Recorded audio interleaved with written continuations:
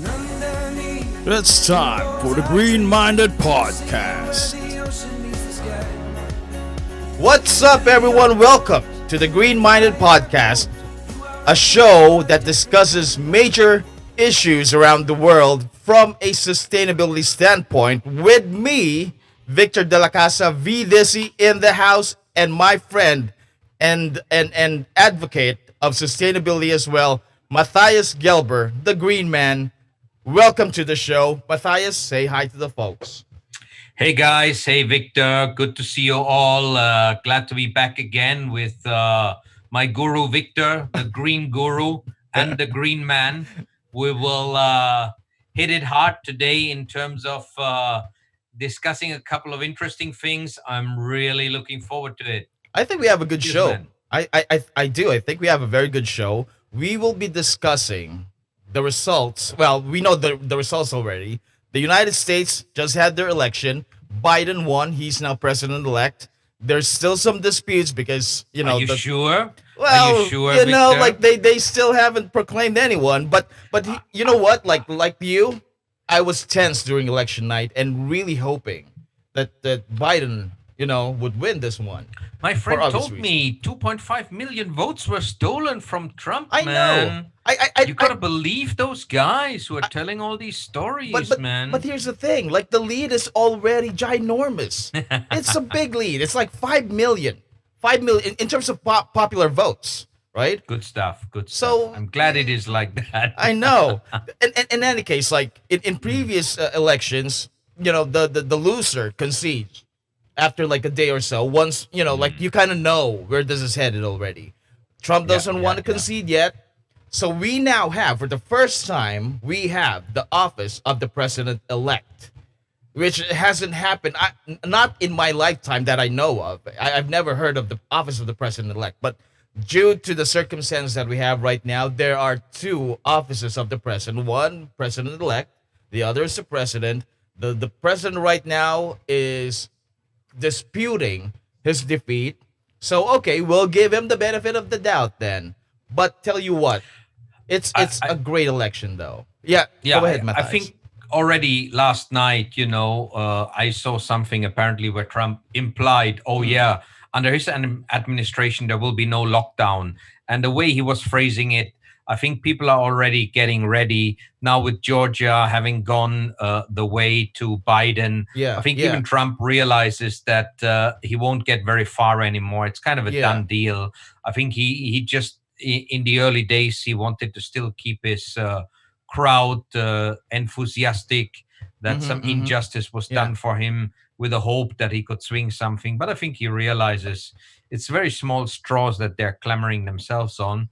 And he will have to try in 2024. But I mean, the crazy thing is we've never been so interested in US elections because it's so extreme. I It's know. so controversial. It's so soap opera style. I And, know. The drama.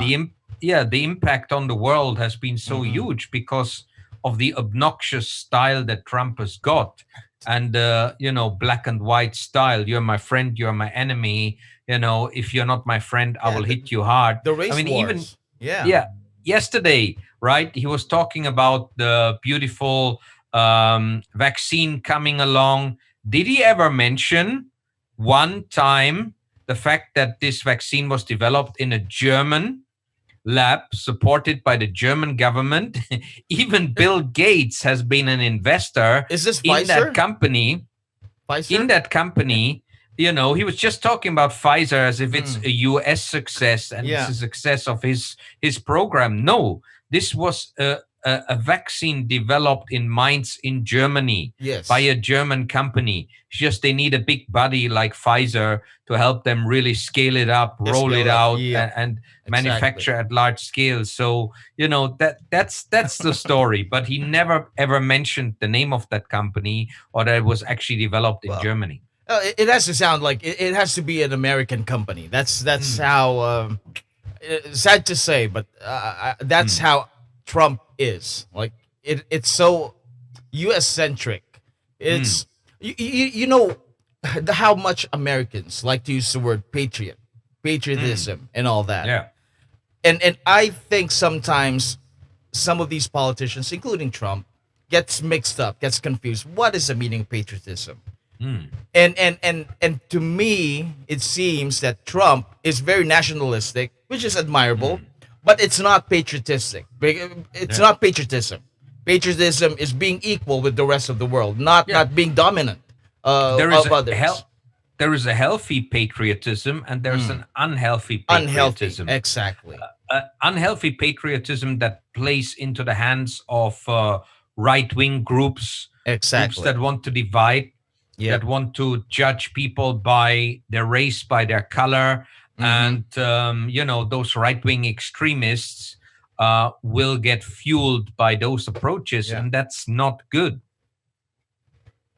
But tell you what, though, by Trump not conceding, even though it's pretty obvious that he is really gonna lose this one, maybe the hope is that in the process of not conceding, Biden would concede and he will keep his presidency. I don't know what's going on with Donald Trump, to be honest with you, but I wish him luck. I wish him the best. A lot of things are gonna happen once January 20th, January as soon as January 20 comes in and Biden gets sworn in. Things are a lot of changes are gonna happen. Yeah. But And the world looked to the US for guidance, yes, for moral and ethical guidance, for some kind of global policeman that protects the order. Now it looks at it for soap opera entertainment.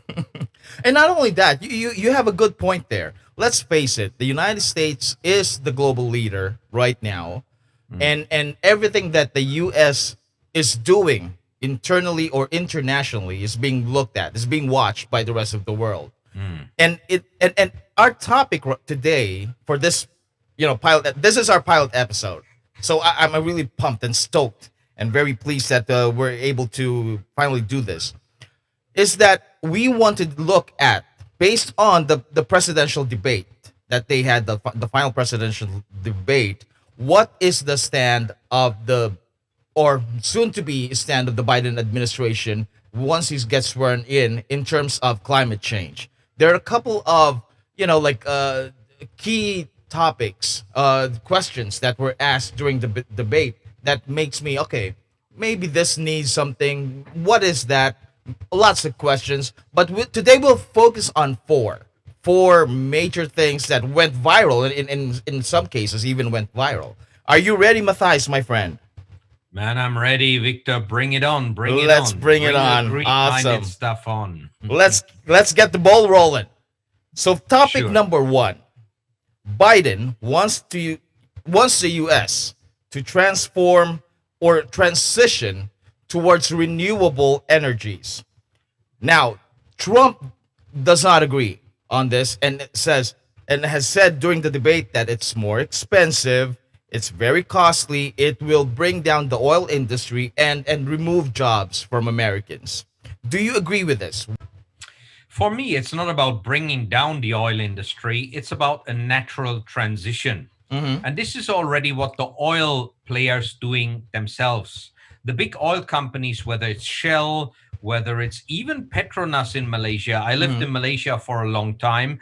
They are already looking at adding to their core business, which is digging out stuff that's in the soil of the earth, that's taken the planet itself, the earth itself, millions of years to compact and condense in the Mhm. form of liquid or in the form of coal or in the form of gas. Yeah. They're digging it out, but it's not renewable It's not, because yeah, it took the planet millions of years. to And produce that. the further you go into the future, the deeper you have to dig, the more costly it gets. More With energy needed. renewables, Yeah. it's the opposite. Mhm. Renewables is getting cheaper and cheaper by the minute because you're scaling it up.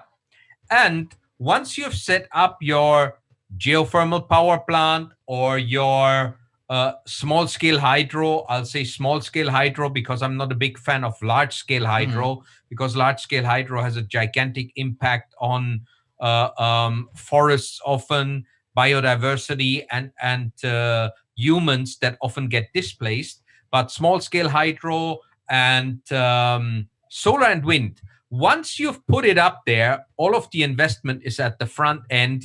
Then you don't have to pay for the fuel on an ongoing basis. You don't have to keep digging anymore. The only thing with renewables is the end of life scenario. Mm-hmm. What do you do with your uh, rare earth magnets, which you usually have in the wind sector, or the solar panels themselves at the end of life? And we're talking here about a 30 plus year life cycle. Actually, most of them will last even longer. So, what do you do with them at the end of life? But the transition is not about bringing down the oil industry. It's about an accelerated and a fair transition to where the world is going anyway because of economics, and that is renewables.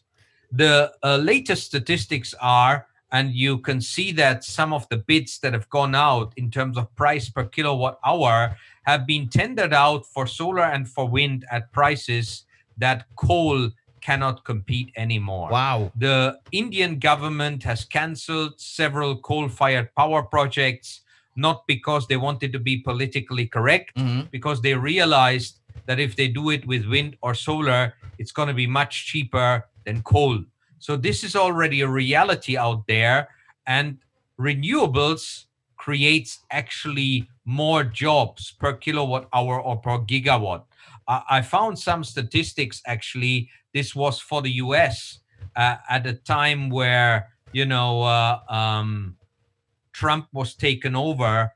Here it said, according to statistics here from solar workforce, this was 2016, and this is taken from the US Department of Energy. Mm-hmm. Solar in the US was 374,000, Mm-hmm. making up 43% of the total employees in the power generation. Wow. Wind was 100,000, and coal, gas, and oil fired generation together only accounted for 187,000 jobs, or 22% of the workforce. So there is So potential. isn't Yeah. that interesting that already 2016 renewables was outperforming the conventional power generation? Okay, Mhm. you then have to look in addition that the majority of fossil fuel energy jobs are in mining and extraction, Yes. not in power generation. But this Exactly. is where automatically things are declining.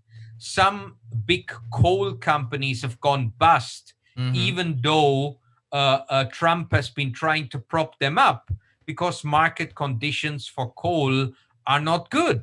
Yeah. And in a country like the US, it's expensive to mine coal, and the oil and gas extraction jobs had a peak in 2014 with 541,000 jobs, but mid 2016 it gone down to 388,000. Now it would be interesting to see how that has developed under Trump, but I doubt that these job numbers have gone up, because some of the coal companies have gone bust because it's of market conditions. This and like you sunset said, industry. and like you said, it's the renewability of these resources that are always in question.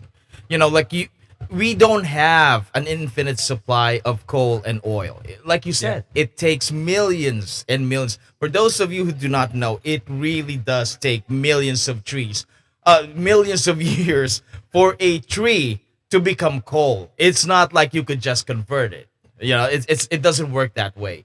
The mere fact that a lot of the other countries as well are now noticing the depletion of their oil supplies in their countries, it's not renewable. We need to harness the energy being that is already out there, that is more efficient to recover and use, such as, for example, sun. Here in the Philippines, because this is where we are located, we have a lot of sun. Why don't we establish huge solar power supplies or solar power plants, right? That's what we need to do. If your But country has a lot of wind, then put in windmills, right? It's but really Vic, simple. Yeah, go hang ahead. on, Victor. There's one problem with solar in the Philippines. solar might be competing with agriculture. Uh-huh. Now, solar needs a lot of land. Yes. That is the Okay. tricky thing. Yes, And exactly. You're right. you need to look carefully at what kind of land Mm-hmm. you are using to turn into a solar farm. Mm-hmm. Land use is the key challenge here. Some people, and even in the Philippines, are experimenting with solar power on surfaces that are generally not usable for agriculture. I mean, the number one will be the factory roof or the home roof. That's how we started in Mm-hmm. Germany when I was a youngster, when solar cost 10 times more than it's costing now. Now, We yeah. started at that time, and it cost the German people and the German government a lot of money, but it was maybe one of the triggers that helped with bringing the costs down, because only when you scale it up. But in Southeast Asia, where you have huge population and limited land availability, you have to think very carefully. So solar on water is a new innovation, and solar and agriculture combined. I have seen that as well, where you have solar sitting on top and you're actually planting crops underneath. Yes. You are leaving some spaces in Gaps. Yeah. between Space. Yeah. so that it's easy for the plants under the solar panels to get the rain, the Sunlight. Yeah. moisture, to get the sunlight. And this is very important for the future But as but well. Countries like Bangladesh, but that where is you, yeah, but that is a minor problem, though. I mean, these things we can, we can all, like adjust. What is the right word? Accommodate. If the key word here is if governments in Asia or wherever is actually gonna incentivize or like promote the use of renewable energies. And that's where the problem is. Even in the United States, if the government is not gonna promote it, nobody would even bother with it. Look at Australia, for example. My first impression is every house in Australia has a solar panel on top, and I was like, good. "Whoa, this is amazing! Everybody has solar panel. You save money in electricity. At the same time, you're helping the environment. How cool is that, right? So it is possible. It just needs the political will and the push from both the public and the private sectors to make it happen. Cooperation between two sectors will make it work. But you're right. We do, like here in this country, we have a lot of people, not enough land, and I should know because I worked in the food security field. But you mentioned something about water. We can always reclaim. China's been doing that. They've been reclaiming shoals, making islands out of it. Maybe we could do something similar. Put it outside of Manila Bay. There's a huge solar farm over there, and that's gonna be a source of electricity for a significant district. I would say like the entire Pasay City area, probably, or Makati. The key is we just need to make it happen, though. Yeah, if you would use all of the factories, the shopping Mm-hmm. malls, where the solar is not just good for generating electricity, Yeah. it at the same time shades the roof Yeah. and reduces the amount of power you need to spend to cool down the Mm-hmm. shopping mall or the Yes, factory. exactly. Like it has a double benefit. So the shading part should not be underestimated, but Mm-hmm. nobody really thinks about it. But then it all comes down to what is your time horizon as well. Mm-hmm. If you do it on a residential level, you need the incentives, particularly the incentive that, can I, if I invest in this solar, and there are a lot of countries where you can have no money down solar, even in the Philippines, you don't actually need to put up the money. And the company who provides the solar will put up the money as long as they can get a long-term agreement with you. With you, And if yeah. you can feed the electricity that you're generating back into the grid through a net metering system, then you have a good business case. And Yes. even the small investor can put it up on their roof. One of my friends, my Facebook friends, she has a real estate company, and their houses all come with a small solar system. The bank sees that as an asset. So the bank actually provides additional money to the buyer because it increases the value of the asset. And I can't remember where it was, but I saw a posting on her page in one of the areas where we had Typhoon Raleigh. Mm-hmm. All the electricity was out. The only homes that still had electricity and light was her development in that area, because the houses had their own solar system and batteries supplying power at night, and being able to still live a comfortable life despite the impact of the typhoon. So this is happening in the Philippines, but the more the government opens up the market and as well forces the power companies to pay a decent rate for people feeding it into the system, Mm-hmm. the more we have a level playing field. And not only that, like you're talking about, like a larger scale version, right? But let's just put it within, for example, like in the company that I worked for, right? I proposed, let's fill the roof with solar panels, and then use the power being generated by these solar panels. I mean, how much is a solar panel? It's not that expensive. You can put in 20 of those on top of your factory's roof. You'll be saving a huge amount of electricity from the grid anyway. So there's already a return on investment there. So companies have to really think hard about how are we gonna power our office or our manufacturing firms while still helping the environment. But and the only way to do that is with renewable. 4 to 6 years, Mm-hmm. particularly here in the Philippines, where the electricity prices, the unit rate is quite high. We're talking, if you are a normal customer Mm-hmm. connected to the normal grid, you don't have huge consumption, then you cannot choose your own supplier. Yes. Then you're paying maybe 10 pesos per kilowatt hour. 10 pesos per kilowatt hour. How much is that in US dollars, Victor? 10 You might be divided better by at 50. calculating. Yeah, that's a 25 cents, yeah, exactly, around 25 that. cents 25, US. less than 20. Yeah. Yeah, which is high. So Mm-hmm. your ROI is actually faster. So I think we're talking about 4 to 6 years. You should have recovered your money, and then Mm-hmm. you have free electricity, or you have a income. So it actually is a very, very good investment. That long. But let's say 4 to 6 years. 4 to 6 years is not a very long time. That's like Mm. just like that. You have already recovered it. The point is you're actually doing such a great job if in the efficient use of energy and how you source them. It makes a great story for your company as a sustainable company. It's all the rage. Let's face it. In terms of marketing, people, especially the millennials, are always looking for companies that are also concerned for the environment because the future, you know, it can only offer so much, and we need to be more sustainable starting now. Am Yeah, I yeah. correct? Uh, Definitely. We need to, on an individual level and on an organization level. That's why yes. it's great to see companies commit to zero carbon. There are a lot of companies out I know. there, some Yeah. very large companies.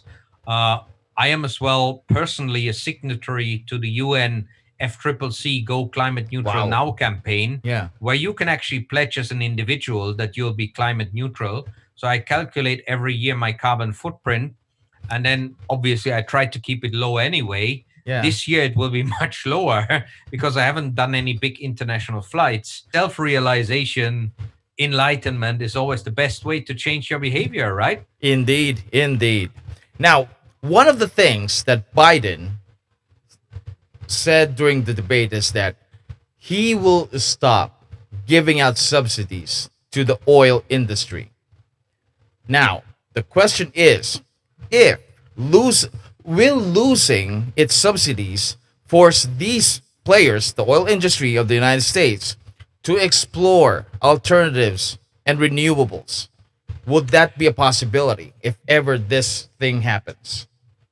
I mean, first of all, morally, if oil companies who have been making gigantic profits for their Mm-hmm. shareholders uh, get public money from the taxpayer, that should not be the case, Exactly. because there is, it's ethically wrong Mm-hmm. to subsidize an industry that has made gigantic profits, and if that industry is in decline, particularly the coal-fired sector, Mm-hmm. then so be it.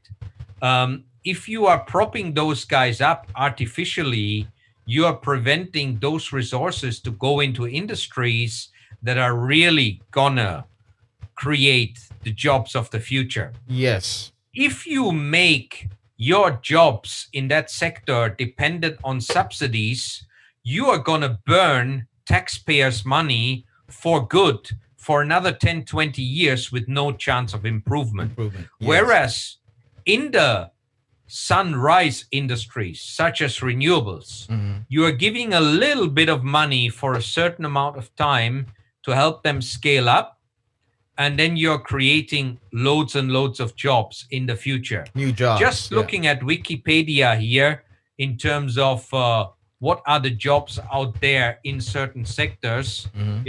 if we go into the renewable sector, the solar jobs in China, I think this is 2017, 2018 data, 2.2 million. In the US, Mm-hmm.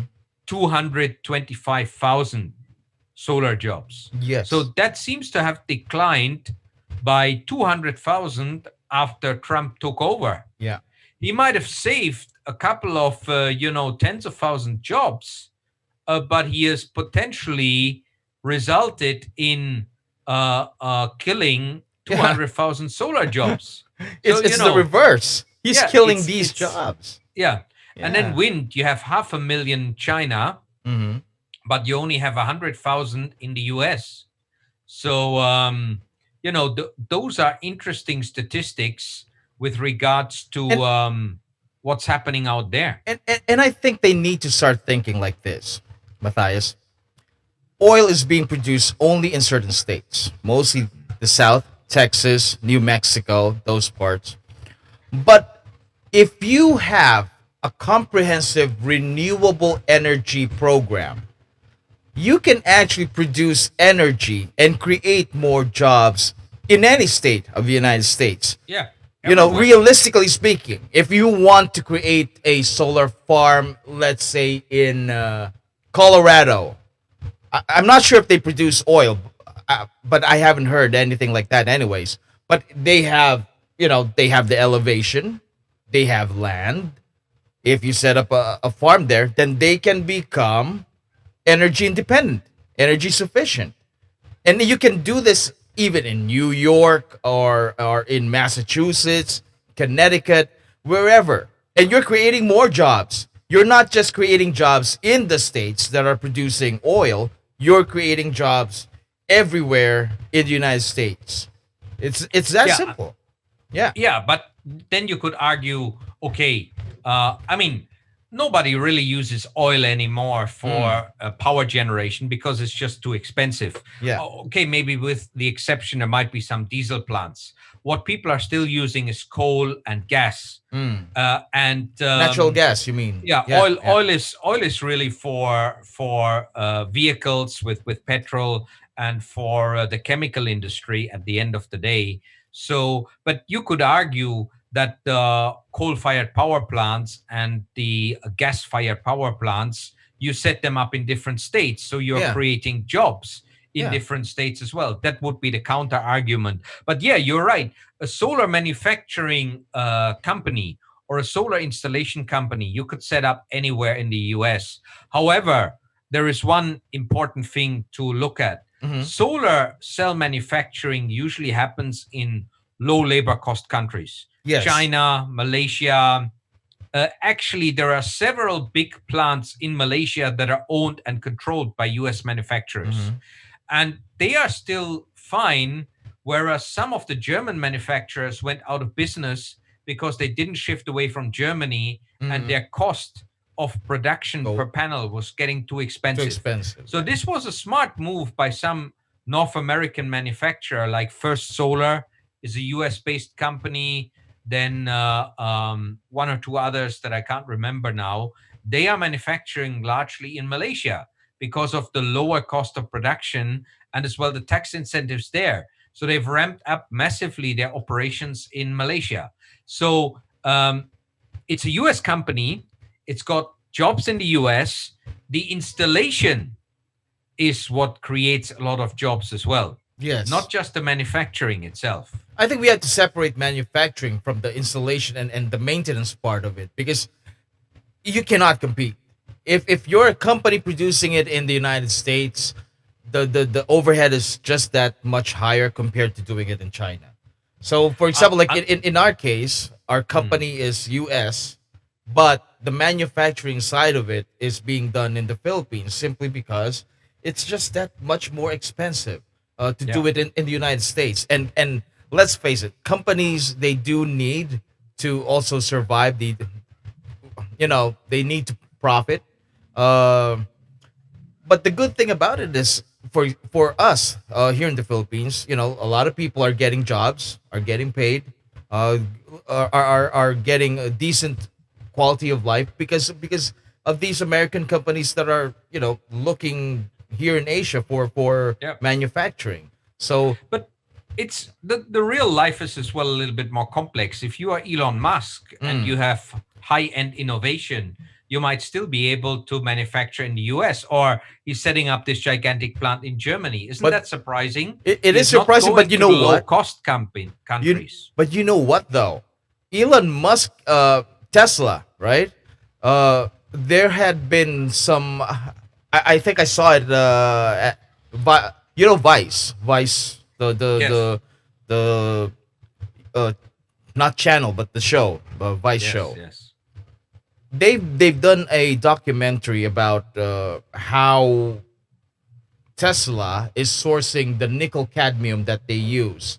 Apparently, these are being sourced. A lot of them are being sourced from Africa through a company contracted that is based in China. And the question now is whether Elon Musk knows that this is happening. Apparently, the people that are recovering or mining these nickel cads are using children, for example, which is Wow. a definite no-no. Plus, some of the parts that are needed to have the batteries that operate these Tesla cars are being manufactured in Asia. Same as with the iPhones, most of them are made in China, Yeah. and Yeah. so the point is, for me though, it's inevitable because of the cost of overheads, and when you're running a business, you have to look at that at the same time.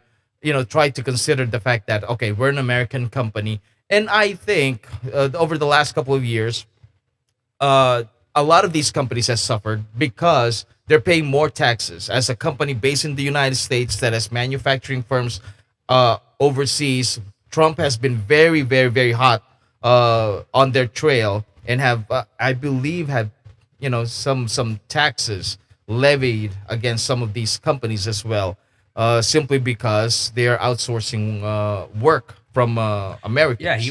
He wants jobs in the US, I right? know. That is what the voters want to But see. but here's the funny thing though, Matthias. Even Donald Trump is employing foreigners, right? He has companies no, he has like hotels and in Russia, all over the world, employing foreigners, employing locals in those countries. So he needs to understand the fact that you know everybody needs to profit, and as hard as it is for Americans, if the company wants to lower their costs, they have to look elsewhere sometimes, which it's very complicated and sometimes very, very difficult to discuss. Next up, Biden wants to rejoin the 2015 Paris Agreement.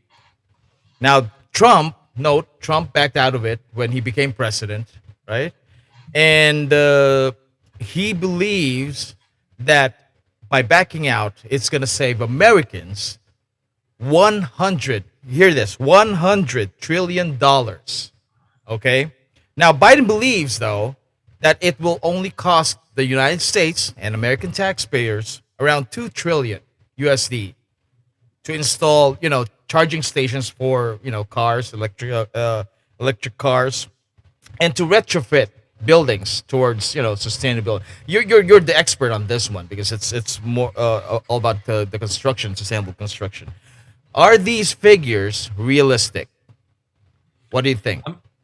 I mean, the Paris Agreement is structured in such a way that there is no absolute rule of what you have to do to achieve your targets. It talks Yes. about so-called nationally determined contributions.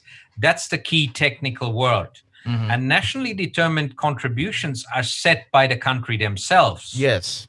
So you can find smart ways that you agree with industry on how you want to achieve your reduced CO2 emissions. However, isn't there like a target, the CO2, like a ceiling where that they need to achieve in order for to be, for their climate change program to be deemed effective?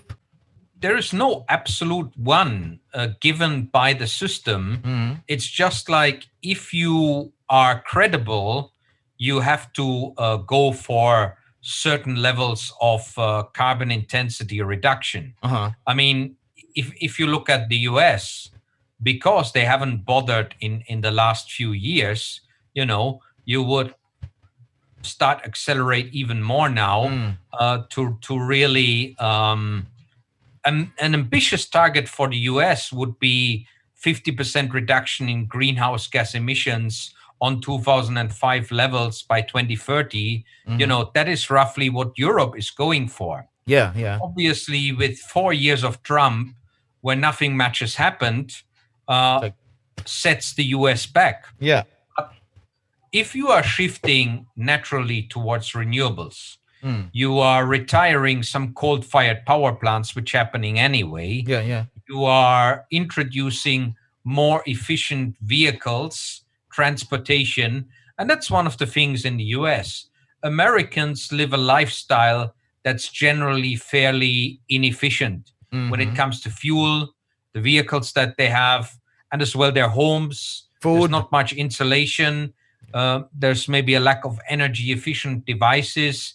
If that could be upgraded, Yeah. but some of that will come anyway because it wastes a lot of your money Yes. by having a fuel inefficient car and having electrically inefficient devices. Yes. So some of those things will be naturally occurring. Some of these things will need to be supported with incentives. Like if you have a house that in the winter is completely without insulation, especially those wooden houses where the cold comes in or the draft comes in, your windows have no insulation. There are some amazing technologies where again you have an ROI of about 3 to 5 years if small. you install those. Yeah. Like wall insulation, roof insulation, or window insulation. Those are things that can be easily retrofitted and that have a very good return on investment, and that will again create additional jobs if you do Yes. it in the right way.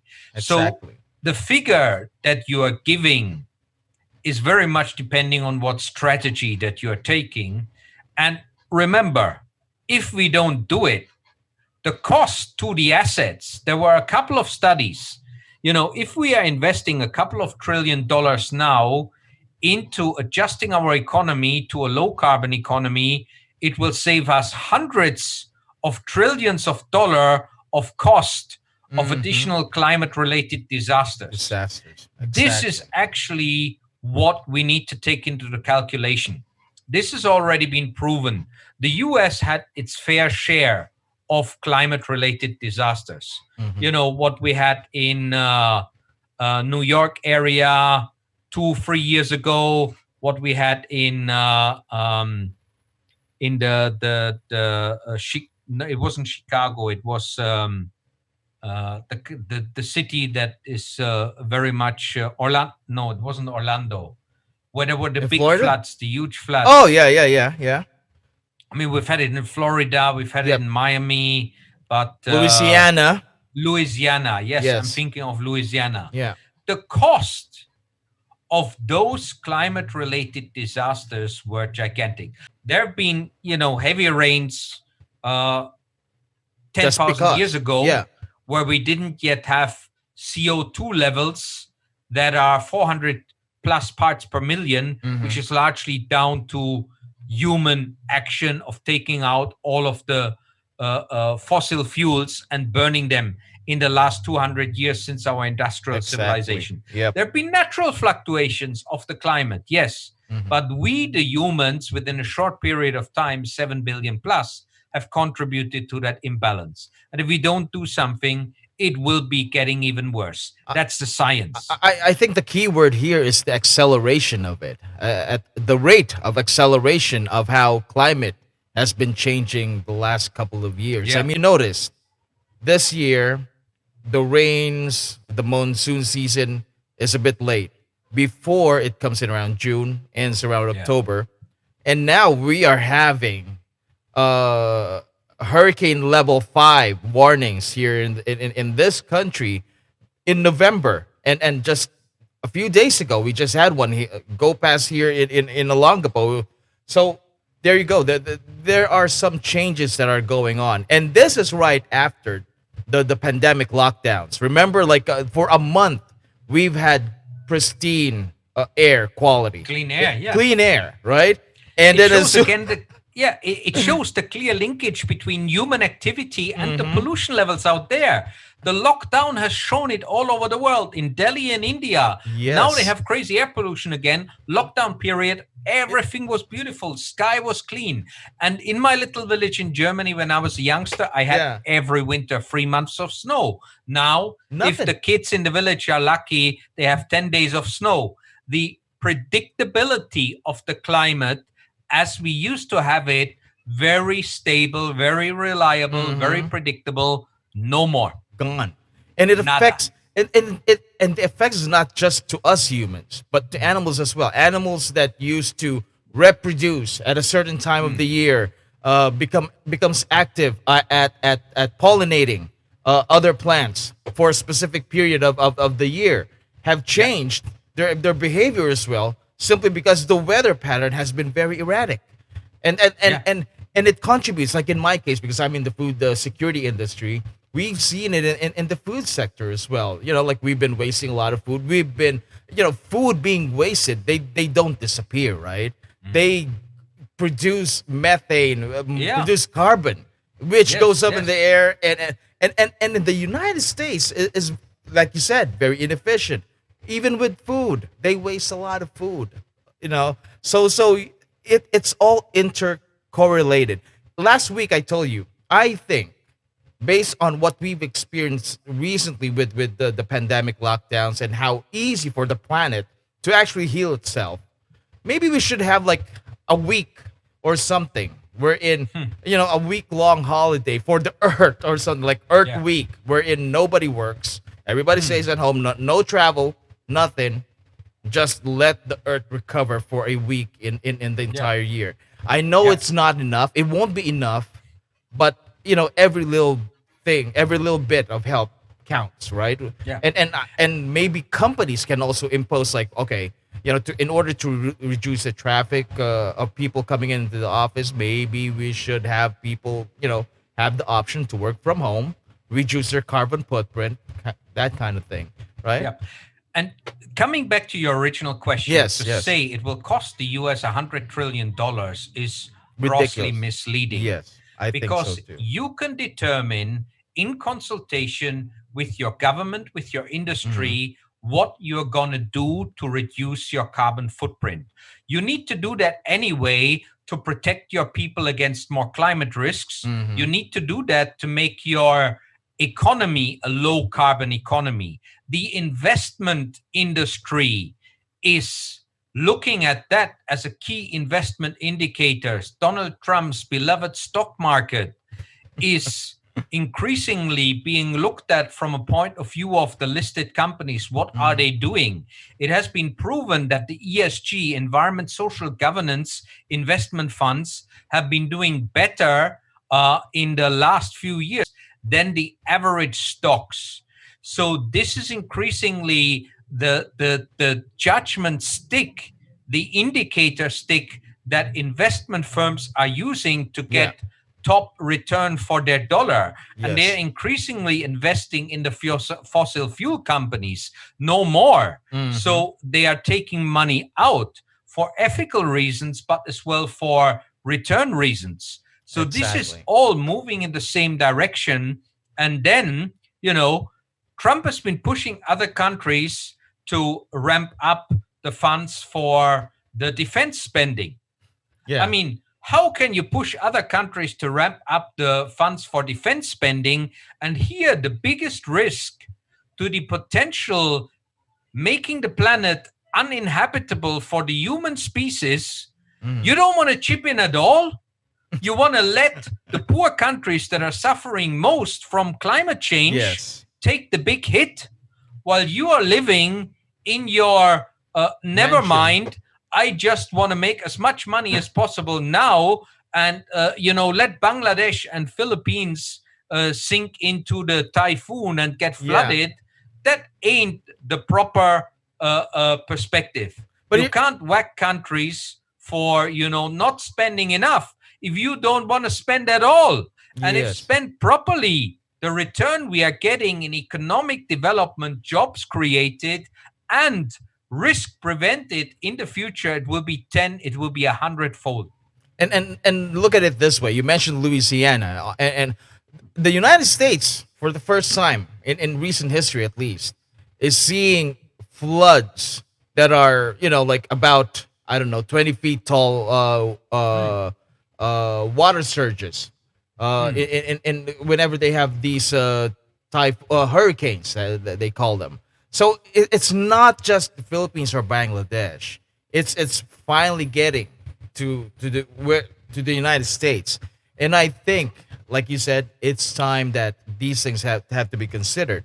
And with the Paris Agreement, now that you mentioned that, why it makes you wonder, why didn't the U.S. took a leadership role in the last 4 years or 4 years to at least transition towards a more sustainable way.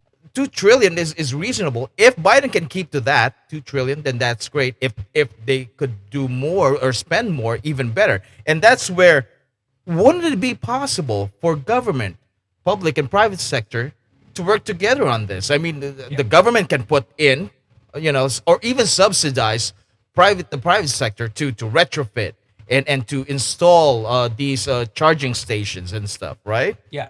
And why does the UK, who is conservative in mindset as well, Yeah. come up with green deals and green technology policies? Why does the European Union do it? Not because they want to save the planet, not because they want to, do something that their electorate might think is a great idea. They are doing it because it makes economic sense, it makes It does. environmental sense, and it will actually create the jobs of the future. Exactly. Not keep a couple of jobs that otherwise would get mothballed because there is no future for that for that. industry anymore. Yes, exactly. You are investing in the future if you do it smart. You have to be careful with how you approve funds, but we have had that in Germany a long time ago, and the German economy hasn't been doing bad. We had an ecological tax reform. Yeah. Make the pollution expensive, make efficiency rewarded, and reward those people that actually do good in terms of education, in terms of employment of labor, but make pollution and resource consumption more expensive. Basically, Then you're shifting, to a greener incentivize economy. it. Yeah. Yes. Yeah. And instead of in the past, make your chopping of the rainforest cheap, make your extraction of oil and gas cheap, then you're using taxpayers' money to prop up things that are bad for the common good, and that makes some very few people money, but not create jobs for the long term. For the long term. Exactly. Next, let's discuss trees. What's next? Trees. So this is a very Victor. very Love sensitive trees. topic for me. Yeah. I'm a tree hugger. I have to tell you. Canadians are tree huggers. I'm telling you. I Yeah, tell a lot man. of people. We just a lot of the people from Canada that I know, like literally hugs trees. So there you go. Oh yeah, I hug trees, and my baby daughter hugged trees as well. Yeah. And people were surprised when they saw my little kid hugging trees. But I guess that comes a little bit with my education, Hmm. hopefully inspiration. And when it was my birthday a couple of months ago, we planted a tree together on our Belated happy balcony. birthday. So, oh, that's a long time ago, Victor. August.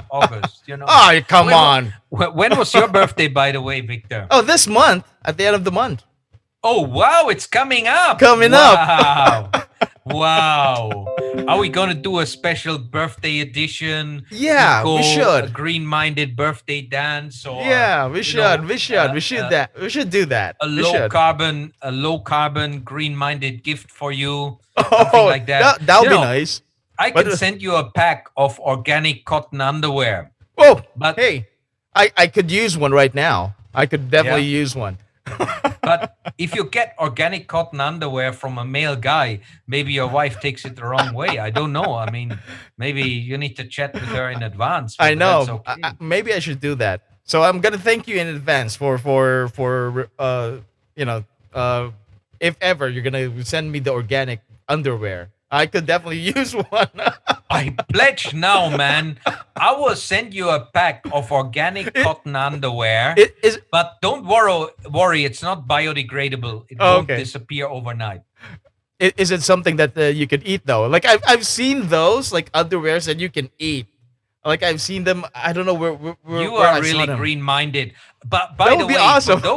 for those who don't know this, green-minded in the Philippines means something different than in other countries. Yes, it's true. We should actually explain this, Yeah, yeah. because you've called our podcast Green-Minded. It's a double play.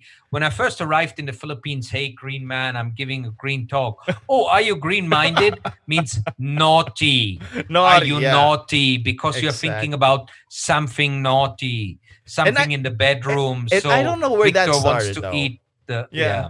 I don't know where that started though. Like, but when I grew up, when I was growing up, like when they say you're green-minded, like my teachers would tell me like you're green-minded. Apparently, you're being naughty. Like not using the p word, but yeah, you're being naughty. But now as we age, right? When for Are me, you because aging? Are you aging, Victor? a little bit. I color my hair. I color my hair. You are so sustainable. You don't Get have rid any. of it, man. I know. Get rid of it. Me, I We can't need get to be rid the of it. Calbo podcast, man. The Calbo green-minded guys. The green-minded Calbo guys, means yeah. bald in In Tagalog. Filipino, Filipino. yes. Yeah. So anyway, trees. Trees. So yeah, without trees. any We numeric love them. backing, during the debate, Donald Trump said, like, our program is centered around trees. We planted millions and millions of trees. And they do have, like, there was an executive order from Trump, which encourages the government to plant more trees. Let me see this. Let me just double check here on my notes. They call it the Billion Trees Project. That's what they call it. And Trump signed it as an executive order, and it's part of its pledge along with countries like China and New Zealand. So that's good. That's awesome. I have no problems with the government or companies that are, helping plant more trees, because that's great. We need a lot of trees. However, the action around this has been sparse. I've been reading a lot of news articles with regards to this Billion Trees project, and it doesn't seem like the government of the United States was able to really reach its targets. Do you, Okay.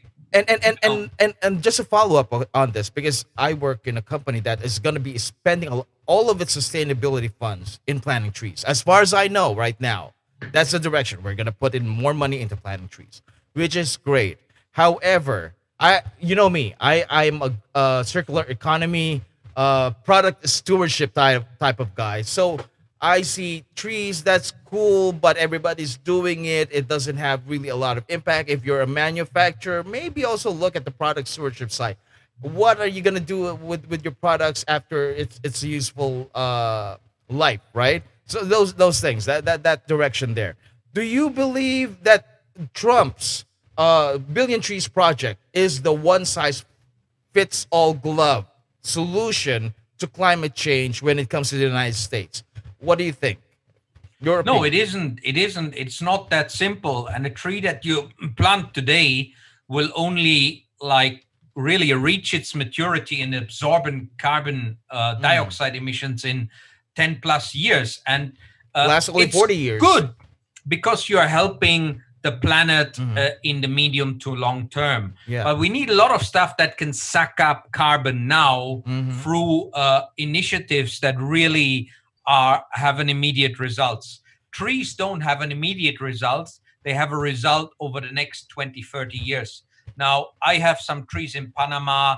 I invested in land there and sustainable reforestation, and that is going great. Uh-huh. But it's a long-term project. It I is. started that 15 years ago, and Wow. it takes a long time for these trees to grow. Mm. So, and I organized a couple of tree planting campaigns. One in Malaysia, planted about 100,000 trees. Not all of them survived. It was Yeah. actually inspired by a Filipino guy. Mm. When my friend, the late Roger Yu, passed away, I was like Mm. so shocked because he was much younger than me.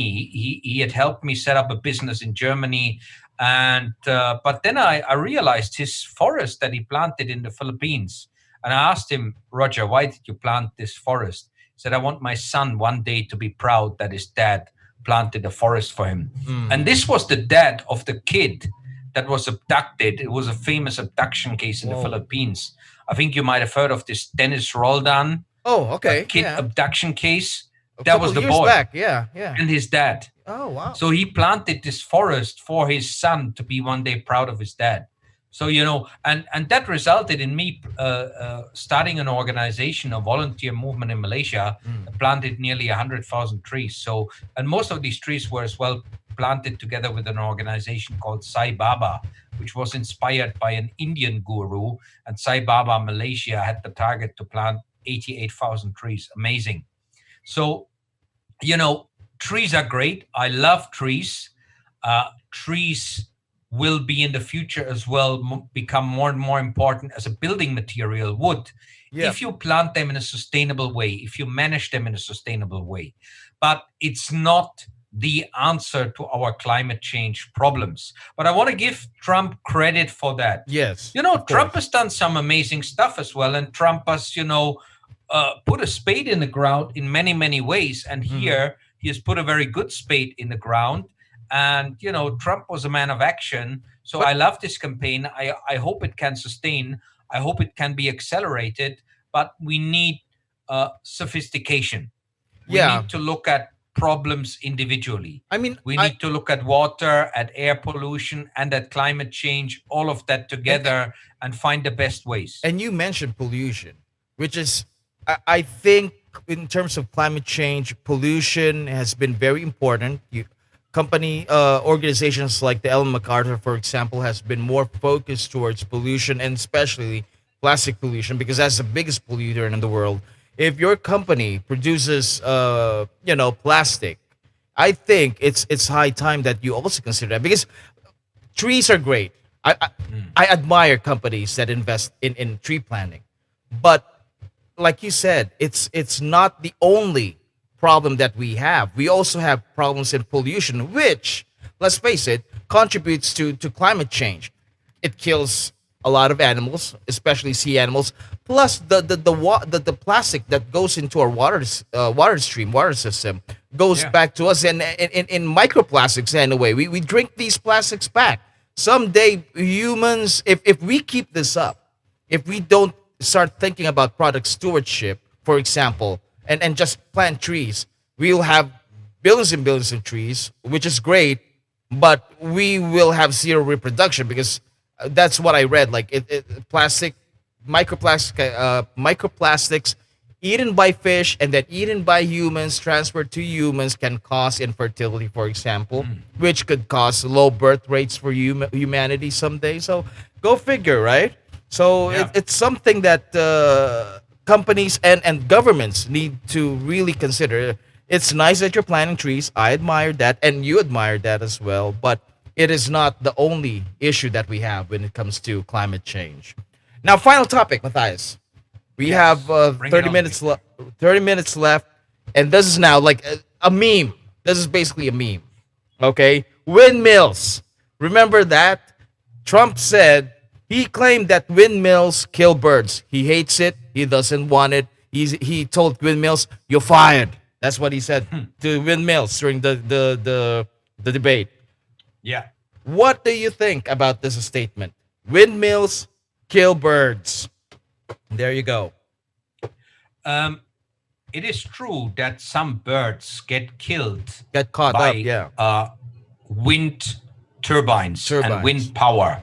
I wouldn't want to call it windmills, because windmills to me has this romantic notion in Holland, Yeah. those old windmills, or in the south of Germany, where next to they built this small little windmill.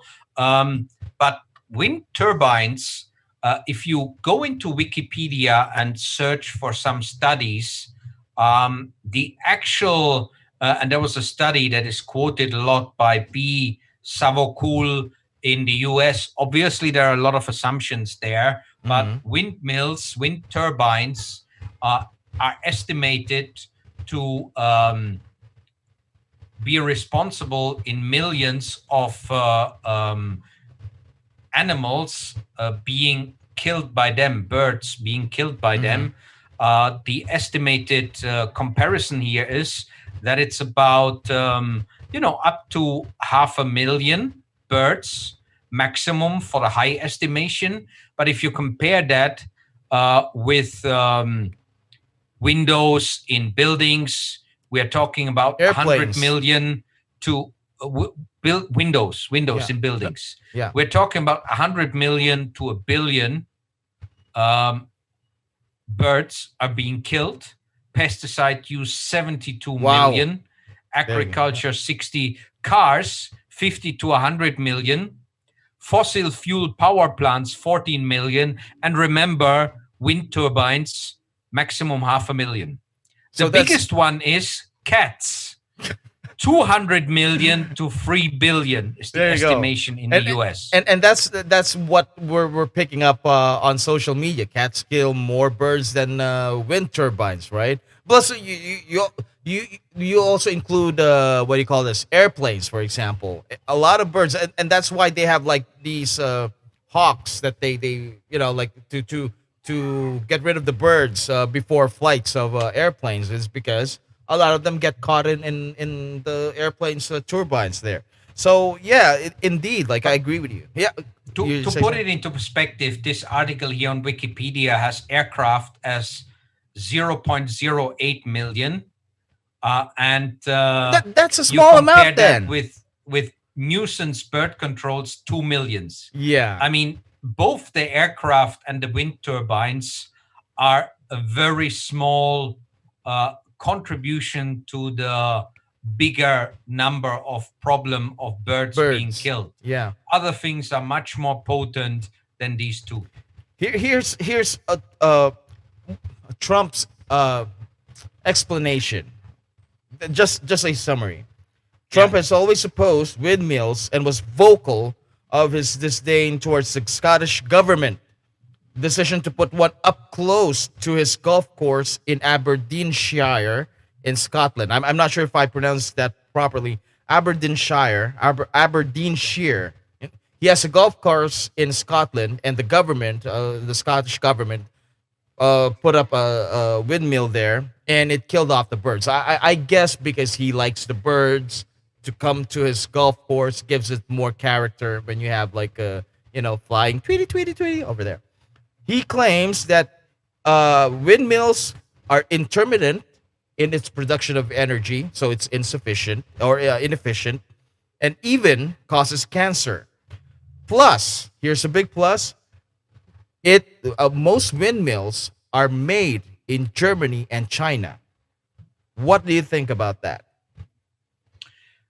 I mean, the jobs that are being generated in the wind power sector.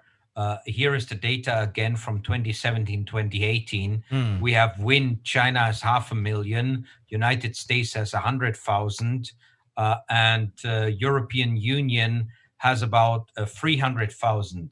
Now, the strongest country in Europe in terms of wind power is Denmark, actually. Uh-huh. Finland is very strong, Germany as well.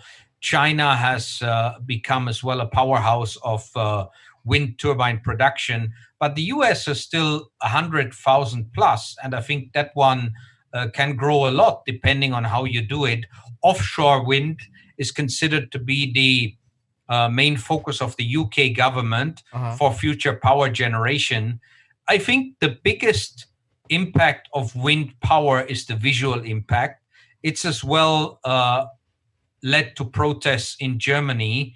People are not so keen to have those gigantic wind turbines rise up everywhere in their neighborhood because it might impact visually. That's why offshore is becoming more and more of a direction.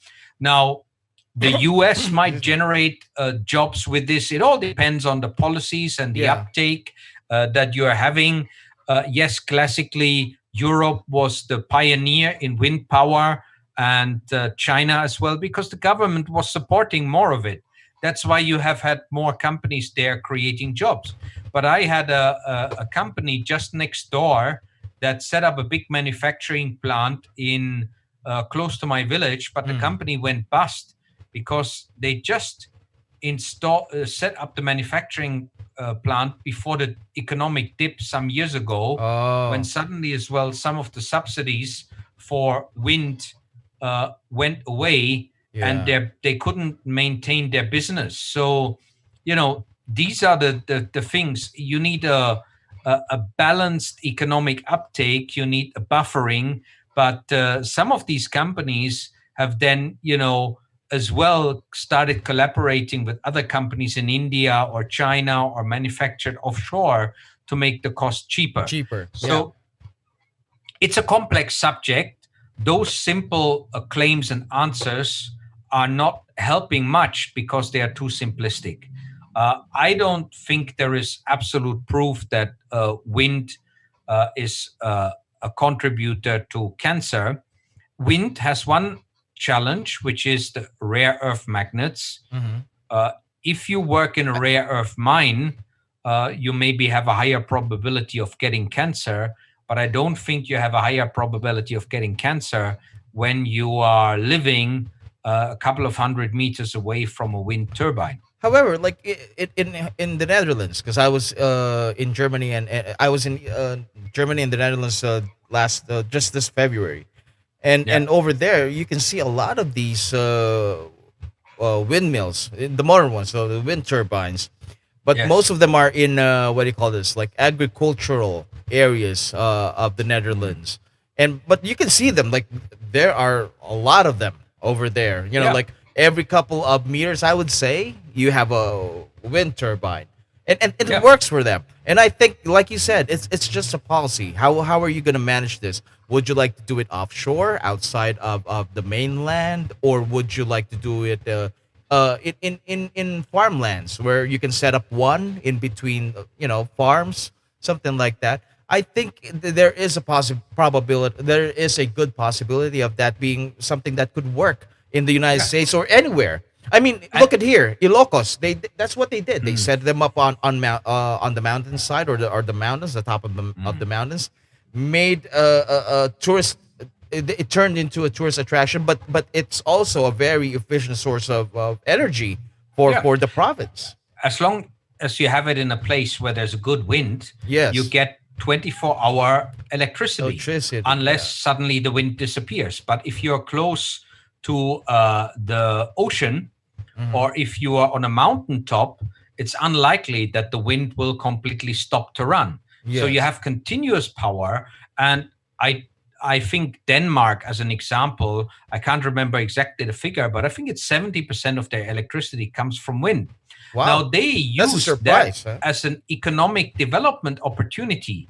They shifted all of their power to low carbon power. They had a strong policy of wind, and it's become one of their most economic, prosperous industries that has actually generated loads of job and loads of prosperity for the country Denmark as a whole. both domestically and export opportunities. Yeah, If you yeah. become a leader in such an industry, then you can generate a lot of domestic jobs that are based on export opportunities. Mhm. And Denmark is a great case study how you can actually, by shifting to low carbon power, and you can benefit your economy gigantically. Now the And this is what we should see in the US as well, with different policies that come from Biden and that are not as antiquated as Trump's policies. yeah. And then they can create domestic jobs and international jobs. So I mean, yeah. So, in your opinion, do you feel that with Biden coming in, stepping in as the new president, would windmills become part of the agenda for climate change and energy in the United States? What do you think? Oh, they are. They are part of the agenda. A lot of Mm. people who are doing their calculation are saying wind is the answer because it's very good, consistent, even at night power at extremely low cost. Cost, yeah. So even though Trump has been trying to whack it, it is happening in the US. It is happening, and it will happen even more because the conditions for this will improve with the new policy direction from Biden. It will become a big economic powerhouse opportunity. You know, like Full stop. they could set it up in Illinois, Minnesota, Michigan, you know, around the Great Lakes area. Like that area has a lot of wind in there.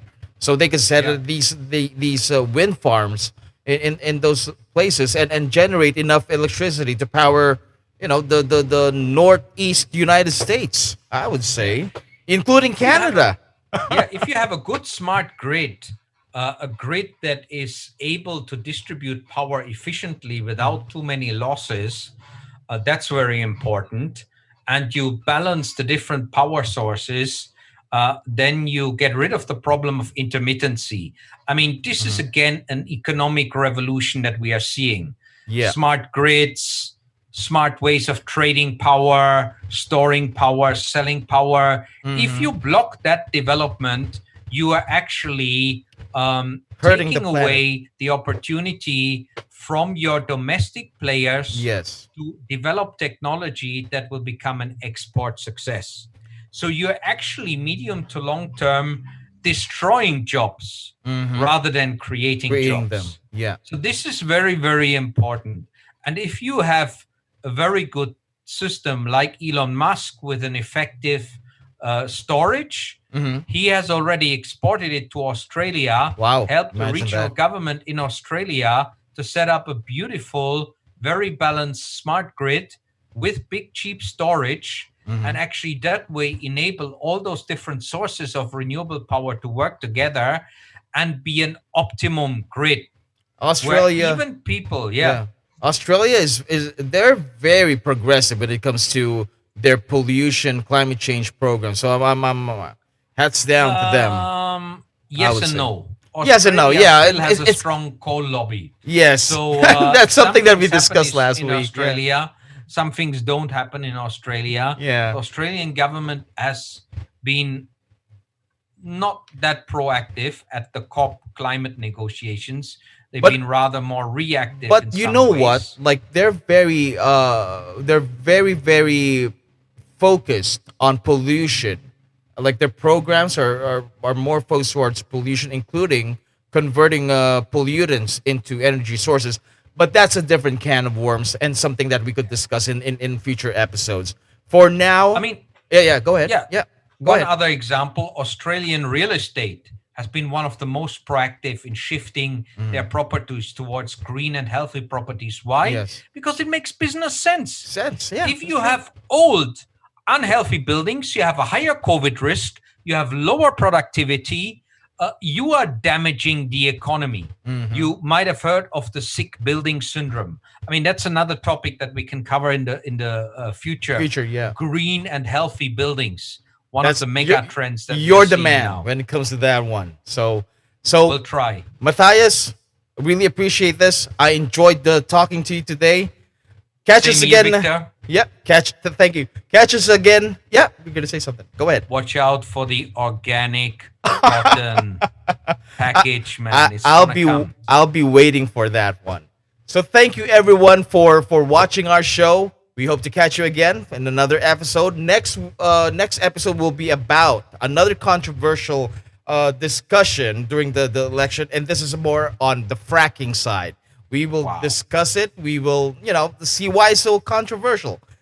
And thank you again, and catch you again on the next episode. Remember, change starts with you. Bye bye. Cheers. Cheers. See you.